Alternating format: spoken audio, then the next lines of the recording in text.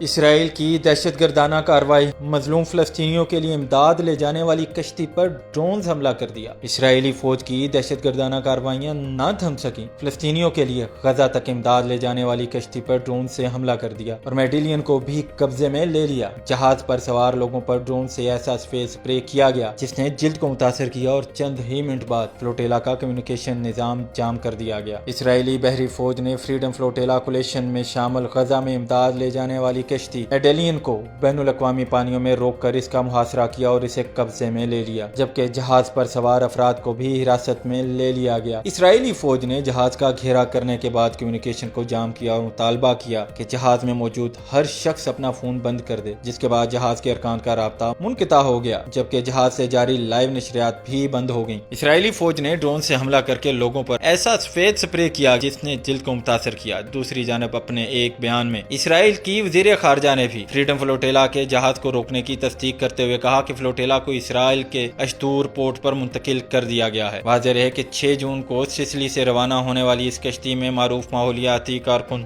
Greta Thunberg اور یورپی پارلیمان کے رکن ریما ہسن سمیت مختلف ممالک کے 12 افراد سوار ہیں۔